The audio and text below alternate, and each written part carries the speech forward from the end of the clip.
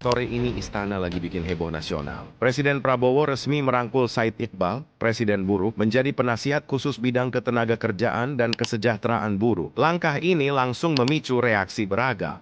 Sebagian berharap ini jadi angin segar buat nasib pekerja, tapi banyak juga yang skeptis. Netizen khawatir masuknya bos buruh ke istana justru bikin pengusaha was-was di tengah rupiah yang lesu dan ekonomi yang lagi goyang. Ada yang langsung nyinyir, ini strategi politik pasang tali kekang jelang 2029 atau benar-benar mau perbaiki kesejahteraan buruh? Waduh, apakah keputusan ini bakal membawa perubahan nyata bagi kesejahteraan pekerja Indonesia? Atau hanya bagi-bagi kursi politik semata? Kamu pada pihak mana? Optimis atau curiga berat? Komen di bawah ya.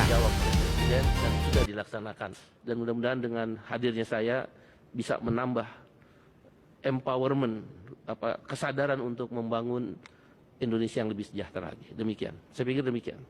Said Iqbal sebagai penasihat khusus Presiden. Kursi empuk di atas keringat buruh. Kawan-kawan buruh sekalian, hari ini mata kita terbuka lebar. Hari ini kita melihat dengan jelas kemana perginya suara-suara lantang yang dulu meneriakkan keadilan di jalanan.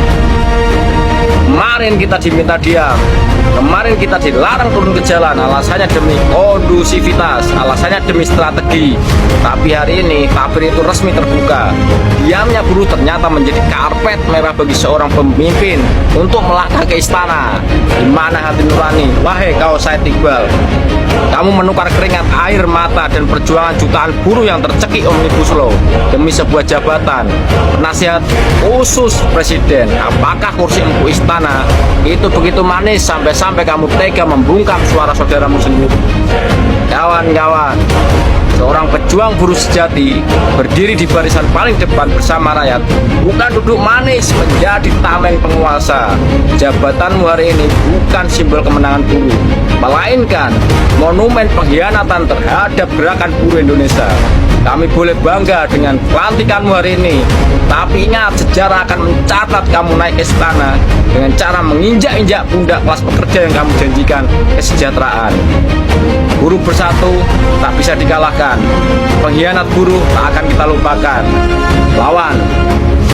Tokoh buruh yang dulu rajin mimpin demo besar, hari ini resmi masuk istana. Said Iqbal, Ketua Umum Partai Buruh, dilantik Prabowo jadi penasihat khusus bidang ketenagakerjaan. Posisinya setingkat menteri, dan dia menyusul tokoh buruh lain, Jumhur Hidayat, yang lebih dulu masuk. Pendukung bilang aspirasi buruh akhirnya didengar langsung. Pengkritik bilang ini cara merangkul biar buruh nggak galak lagi. Menurut kamu, buruh bakal makin kuat atau malah kehilangan taring? Komen di bawah.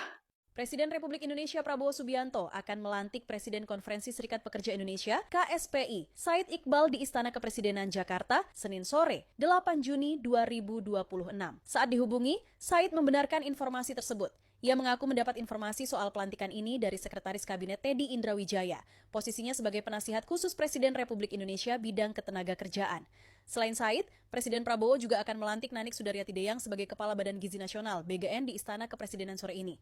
Nanik yang sebelumnya menjabat Wakil Kepala BGN diangkat menggantikan Dadan Hindayana yang tersandung kasus korupsi. Pantesan waktu aksi demo buruh pada tanggal 1 Mei 2026 itu aksi demonya itu berbeda dari tahun-tahun sebelumnya.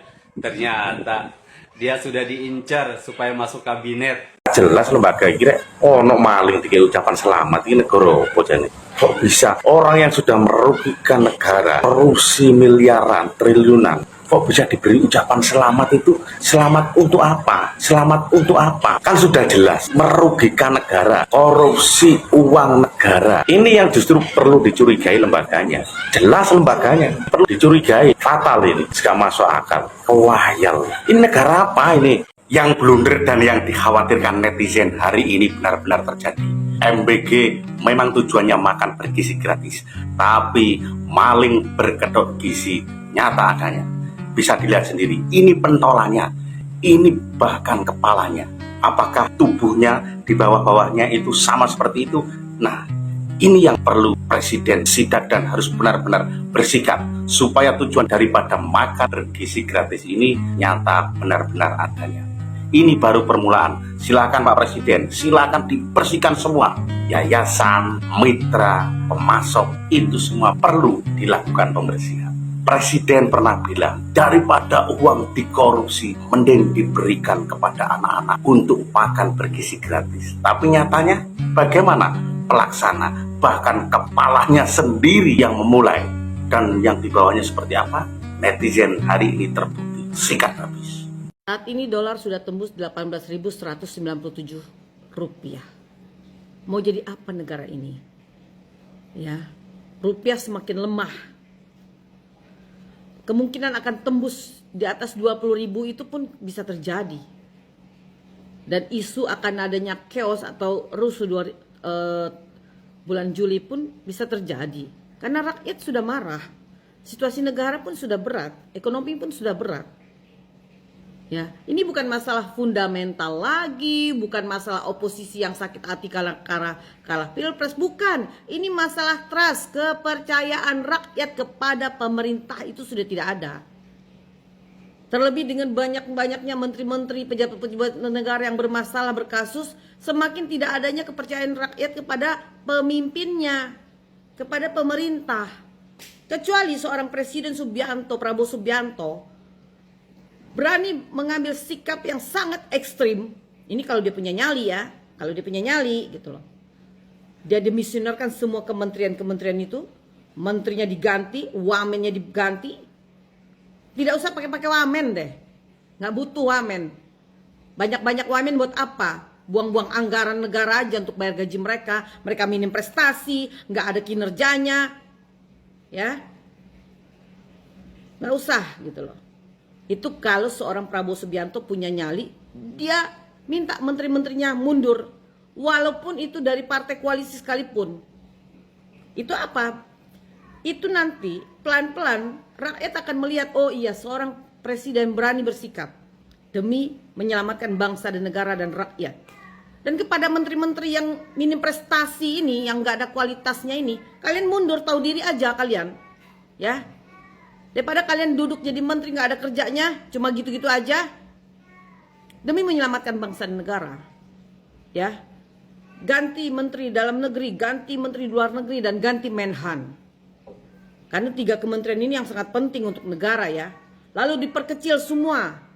Yang tadinya ada 50 entah berapa lah itu menteri-menterinya. Bikin 32 atau 34 lagi, Menko dipersempit.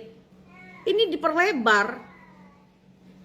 Ya itulah yang namanya jabatan thank you seperti ini. Menang karena thank you seperti ini. Akhirnya apa? Negara yang dirugikan. Yang bisa menyelamatkan itu adalah trust. Kembalikan kepercayaan rakyat kepada presiden dan pemerintah. Itu cukup. Ya. Jadi sih nggak berharap Juli itu ada chaos. Nggak berharap juga. Kasihan juga. Bagaimanapun kan yang akan rugi adalah rakyat gitu loh. Ya nggak berharap adanya kerusuhan gitu loh. Cuma berharap kalau betul Bapak Prabowo Subianto sayang kepada negara dan rakyat, maka lakukan tindakan yang sangat ekstrim, demisionarkan semua menteri-menteri yang tidak qualified, yang minim prestasi itu, ganti menteri dalam negeri, ganti menteri luar negeri, dan ganti Menhan. Dan program-program yang nggak penting itu diberhentikan semua, termasuk MBG, semua diberhentikan dulu. Demi apa? Demi kepentingan negara dan rakyat. Itulah permintaan Nyai.